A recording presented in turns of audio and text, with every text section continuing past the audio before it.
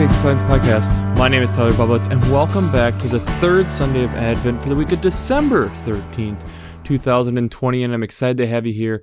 I'm excited to dig into this week's podcast, and I'm excited, again, as we are in Advent, as we are in this season of preparing, as we are in this trudgery, as we are kind of been walking through this weird year that we've had, and even the last few weeks, just the weird subjects that we've gotten into. I think it's been really fun to kind of be talking about listening, being alert, paying attention, and trying to put this stuff all together, especially in this season. And for me, there is a point where how the world is this year, I'm going to challenge you over these next couple weeks. We don't have that much more time until Christmas to really sit down and ponder and listen and cut the noise and listen for what is your heart honestly trying to tell you? What is God trying to tell you about Christmas?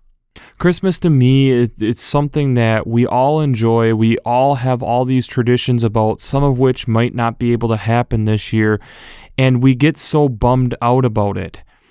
And the argument that I am making this year, and I've been working on something in my head on something for work, on thinking about that this is going to be the most Christmas-like Christmas ever. Because when we look at the birth story and what Christmas is all about, there wasn't a ton of fanfare. We make the fanfare because we know what the story means. We know what it ends up being. But when Jesus was born initially, we had some shepherds, which we've talked about before, were the lowest of the low, who go and meet with him in a stable in this barn with the animals. The wise men came later. There wasn't that much fanfare. There was much more of a calm moment, a subtle moment, something that, if blinked, could have easily been missed. And when we think about that within the context of where we are within this year, how many things are we blinking and missing because we're upset, we're complaining, we're getting frustrated? I know for myself, I can count myself into that situation. I know there's things that I've missed because I've gotten frustrated about the year in which we are in. And so as I kind of begin this podcast, I challenge you to really sit down and listen and think about that first Christmas and what that really was. It was very simple. It was very calm. It was exciting for Mary and Joseph. It was exciting for the shepherds who had had the message told to them, but most weren't there. And in a lot of ways, with many of our sanctuaries probably being closed or having limited capacity or whatever it is, there's an argument to be had that this Christmas is going to be more like that first Christmas than any other in recent memory for sure. So let's jump into last week's Twitter question. The Twitter question from last week was, how well in this time are you listening? It gets kind of into the challenge that I have for you this week.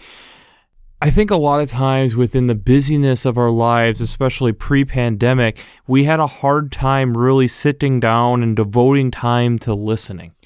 And I would argue, are we still filling that time now just with other things, as we are in this kind of certain ways a holding pattern as we are waiting for things to change?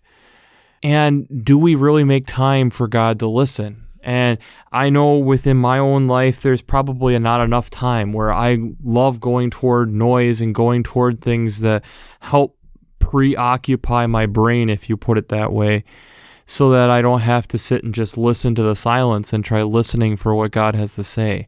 And it's something that we all need to work on in our own personal lives, out in nature, as I argued last week, but all over the place. We really need to be doing that.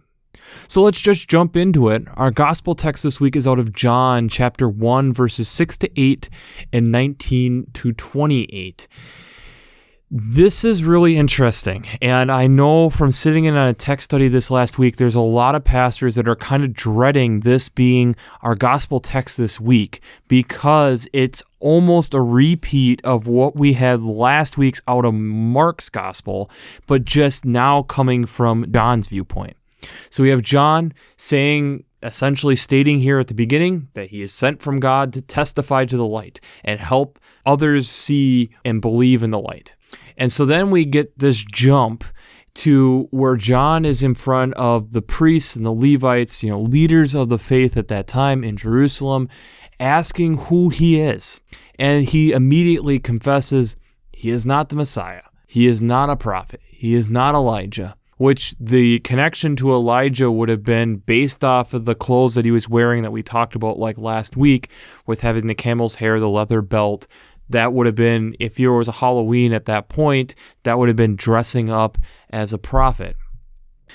But he states that I am the voice of the one crying out in the wilderness, make straight the way of the Lord, and is proclaiming that I am baptizing people with water, but the one who is coming after me, that I'm not worthy to untie his sandal.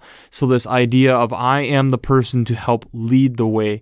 And one of the questions that I had posed to me, and I still can't quite answer, if this is how Jesus came the first time, then wouldn't we expect in some way a voice crying out in the wilderness initially before the second coming? So what would that be in this time and in this place? So interesting correlations and things to be thinking about here coming out of the gospel text. The first reading this week is out of Isaiah chapter 61, verses 1-4 and 8-11. And it's kind of interesting because when you look at these two, there is a huge contrast, in my opinion, about these. Because you have this spot coming out of the beginning here of the people, Isaiah proclaiming that I am here to help bring the good news. And even though we've gone through oppression, even though we've gone through difficult things, we are still in favor with God. And that in this, he will still come to proclaim his glory. And then flipping that around even further, coming in verse 8 and continuing, that there is this love that God has for us. And then in that, he's trying to help us understand more of who he is, the character of who God is, so that we can rejoice in him, so we can understand his love, so we can understand more of who this person is. Just like a relationship with any other person, the more we get to know them, the more we care about them, the more we then are able to better understand, and the more we're able to, in our own relationships, give. The more that we start telling this person and trusting with that person, and that's where we start getting almost this relationship quality, and that there's this desire within God to better understand and have us better understand who God is. The psalm this week is Psalm 126. There is 6 verses to this. And again, this is kind of talking about the restoring of a time gone by and bringing forth the joy that God brings as this all happens, and realizing that we might have hard times now, but when those hard times are happening, realize that there will still be times of joy that are coming, that out of this life will come. The second reading this week is from 1 Thessalonians chapter 5, verses 16-24. Now, quickly, before we jump into this short reading here, we have to recognize that this is Paul writing to people here, and they have been going through, they've gotten persecution, they've had some difficult, hard times.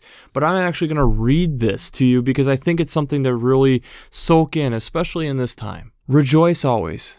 Pray without ceasing. Give thanks in all circumstances, for this is the will of God in Christ Jesus for you. Do not quench the Spirit. Do not despise the words of prophets, but test everything. Hold fast to what is good. Abstain from every evil. May the God of peace himself sanctify you entirely, and may your spirit and soul and body be kept sound and blameless at the coming of our Lord Jesus Christ. The one who calls you is faithful, and he will do this. This is how Paul ends this letter. After the persecution, the rough stuff that this church is going through, the hard times, there's questioning on if they're doing things right. Instead of just turning that around here at the end and continuing to belittle that point, just pound in that point. Paul gives us this whole different side of realizing that, yes, when all this difficult stuff is going on, rejoice, pray, give thanks, listen for the Spirit, be willing to look for God in everything that goes on. Because in that the body and the mind and the spirit will be renewed. Really interesting thing, and this is going to be really fun this week as we look at how faith and science come together. But before we can do that, we have to do our shameless plug. Whoa! Working Preacher. If you haven't checked out Working Preacher, I'd highly recommend it. Between their Sermon Brainwaves podcast, their commentaries, their discussions, there is so much over there. I love listening to their Sermon Brainwaves podcast, having 4 different seminary professors, and especially since I'm not an ordained minister, it gives me a lot of direction to be able to help on this podcast week after week. If you haven't checked out Working Preacher, I'd highly recommend it.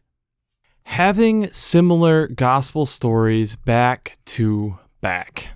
Really interesting, and especially such a short season like Advent, that we would have something like this in the beginning of year B. What are we actually trying to have said here? I think a couple things. First, it's really easy after looking at Mark's text that we get this idea of an uncivilized, crazy man of John the Baptist. We listen to this coming as Mark being the first of the Gospels written, the oldest Gospel, and here we are in John, the newest of the Gospels, and we don't get that image of John. We don't get this crazy man. Instead, we have him conversing and talking with the priests and Levites in Jerusalem, giving answers and sounding very educated. Sounding like a civilized human being, that more because of the way that he looked, he's being compared to Elijah. So what does this all mean? Suddenly our image and understanding of who we're seeing John the Baptist, which it's amazing because in John's gospel, he never refers to himself as that. It's referred to as John. I do baptisms, but I'm not John the Baptist. It's just John. So what does this all mean? From a scientific standpoint, coming from a scientific background, and how many times we've talked about this before, this is your second test. If this was a scientific experiment, you have Mark running a test saying this is who this person is, and now we have the second account. We now have peer-reviewed journal type of things here. We're having a second account, a second test, a second run through these events. And what is it saying? It's confirming a lot of the things that we heard in Mark's gospel last week. We have this suddenly a little bit of the changing of our understanding of the character, maybe, of how we perceive John to be. Just like an additional test, as we learn more about something, it might change some subtle details of how we understand. But yet the main core of what is going on here is the same. So how does this all apply? Well, let's look at, again, some of these additional texts that we have this week to our gospel text. We have the reading out of Isaiah, okay? 2 sections, small sections here in Isaiah, where, again, we get the statement of that the Spirit of God is with Isaiah. He's coming, he's talking with the people that, okay, we have gone through oppression, but God still loves us. God still loves us, and he's still willing to do all these things, even though things have gone terribly. But trust me, it's going to get better.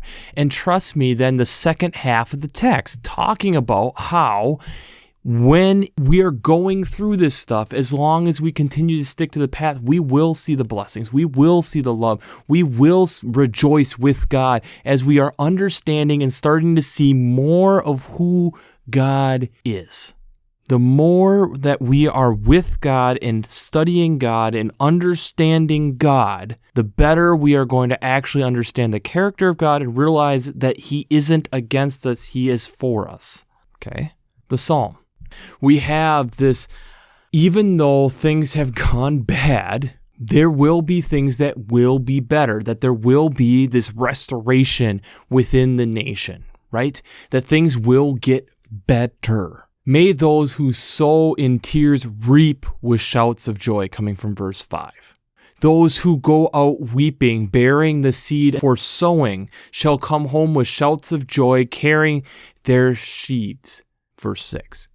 This complete flip, right? When we're going out, even when it's hard, suddenly you have this rejoicing coming back. And here we know with talking about 1 Thessalonians and what Paul has been talking about in the letter before this point, and realizing that they've been going through a lot, that suddenly, boom, this is what you need to do moving forward. Rejoice, pray, give thanks, let the Spirit come in, be willing to work and try to figure out what God is doing. The peace of God will then come in. He doesn't accuse them, call them out, tell them this is what they need to do. He's telling them to continue to walk with God. Really. We have this second test in Scripture here. It's essentially a second test to understand who God is, a second account, a second viewpoint, a second understanding of what was going on, making this more a reliable source, right? It's a lot like in doing science. When you're going out in the field, there's times where we're making assumptions, we're going out, we're studying, and the more we're out there, we realize that something is different than what we initially expected. This last week, I had something come across in my email, and I thought it was just absolutely fascinating, and I feel like it does fit in with this decently well.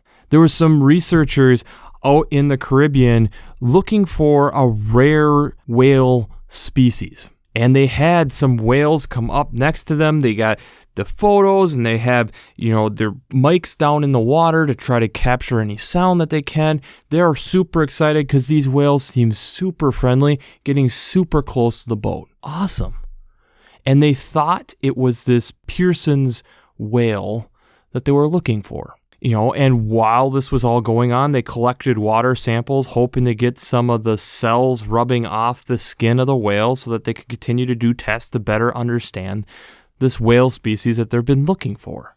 Upon further looking at the pictures and looking at the research, right now, one of the things that they are proposing is that this wasn't Pearson's. This is something even rarer than Pearson's, which is already an endangered whale species. They're saying this might be a new species entirely, that it's never been documented before. That this is something completely new. They were looking for something, and now, because they went out and did this account, look, boom, something new. We are now seeing and understanding the grander scope of what John is in this text. And what is John? John is the person witnessing for Christ. He wants no credit in a lot of ways. It's everything steer toward Jesus. That's what it is. I'm witnessing for this. I am coming as the processional for Christ. Sometimes we need to have something to bring us out there to discover something new. We have this verifying a second account to help us, these are the events that happen, but this is more the character of who John is. To witness, to proclaim who God and Christ are. And we see that through these texts. Things might be hard, but boom, God's going to still be there, right? We might be going out to look for a whale species, and wow, look, we had something crazy happen because we actually went out there. And it got crazier when we started looking over the data. We found something totally different than what we initially expected. Another one that I stumbled across this last week, again, I'll attach these links down below.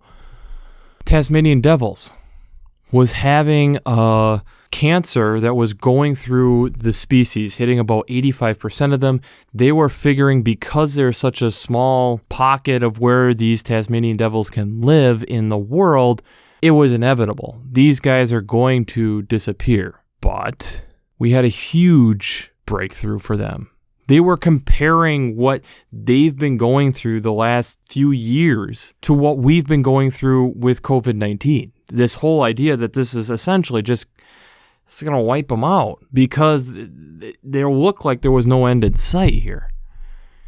And now as they're doing further research, whenever this was being transmitted one-to-one, looks like they were maybe losing a gene on the cancer cell slowly but surely for everyone that was getting it. Now you're getting a population of Tasmanian devils that have immunity to this cancer and look like then they're going to make it. We spent time to better understand who and what is going on. We kept studying, trying to learn as much as we could, and thought we knew what the end was. We thought we understood what the whole thing was, and it wasn't that. It's changed. It's transformed. It's become something new to us. This text is really important because it does show the main character of who John is. What is John about? And helps us not to just see John as this crazy man out in the wilderness. That John is here to proclaim and be a witness to Jesus. I am the one to prepare the way, to make the way straight for the Lord. I am the voice of the one crying out in the wilderness. Looking back from last week, to prepare the royal highway. We don't get that here in John's text, but it's that same scripture passage out of Isaiah. Part of why science is peer-reviewed, part of why we do these multiple research is, one, to make sure that we didn't have a faulty test, but two, to make sure that we better understand what is actually going on. We have 4 Gospels to make sure that we understand what is going on, understand the message, understand that each Gospel was written to a slightly different group of people, but understanding that this is helping us better understand who Jesus is. These back-to-back weeks of having Mark and John going through about the same story helps us better understand who John is and why this is important in preparing us for the light that we get beginning at Christmas. We are preparing for it now. One final thing that I want to talk about a little bit here, and especially with the year that we have had, is looking at specifically the Isaiah text and the Psalm, and even a little bit of what Paul is saying in 1 Thessalonians. It's been hard. There has been, in a lot of ways, if you want to look at our lives, they've been persecuted, kicked, thrown to the side. Everything in a lot of ways of what we had known, what we could bank on, has been thrown out the window. And if you look at these texts, that's what it sounds like to me. We're having ashes being spread, which was a sign of deep sorrow coming out of the Isaiah text. Ruins, devastation. You start looking into the Psalm, and we got, like we talked about, the weeping to bring shouts of joy, the tears to bring joy, to restore fortunes, O Lord, like the watercourses in Nebab. We have to remember that in this, and we've seen it within science, like we are seeing with the Tasmanian devil, when things get hard, it's easy for us to give up. When things get hard and we think we know the answer, it's not our role to know entirely what is all going on. God can still do things that changes the course of what we thought was going to happen. As we prepare for this Christmas season, and we think about it, for years and generations, the Israelites were expecting a king to come in on a horse and just take out the Roman army. Instead, they get a baby that isn't radically going and trying to eventually take over things, questions things, makes people ponder things. He doesn't do it by force. It was completely opposite of what they expected.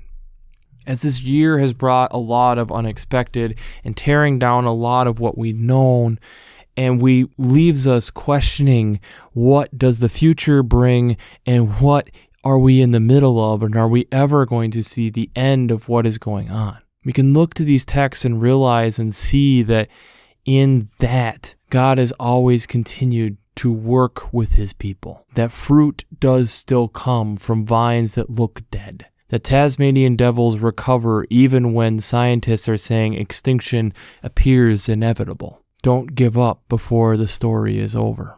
It's easy for us in a lot of ways to have faith now, knowing what we know now. Knowing what we know about Jesus and knowing that this birth was significant. But again, like we talked about in the introduction, we didn't know that at one point. At some point, what we've gone through over the last year will be history. And we'd be able to look back and realize and see what God is doing. And at this point, we might be able to see glimpses, but we're having a hard time really focusing in. Keep faith.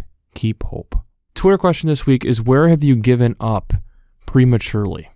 Where have you given up prematurely? Or where have you judged prematurely? I think this is something that we all wrestle with and all struggle with. That we love putting people into boxes. This is the way things are. But we know better. We know better that when we do that, it's inevitable that our world is about to be shaken up. And especially when we start doing it with our faith in God. God doesn't like being put in a box. God doesn't like our faith being put into a box. God likes it being all-encompassing of who we are. So as we are wrestling and dealing with these texts, or as we are preparing, as we are listening, staying alert, we have to be making sure that we're not giving up on the preparation prematurely. It is still Advent after all. It is not Christmas yet. So don't give up prematurely. Don't give in too quickly. We are still preparing, and we will until the child is born and until he returns. So we'll wrap this up as we always do. I pray God blesses you through your faith and amazes you through science.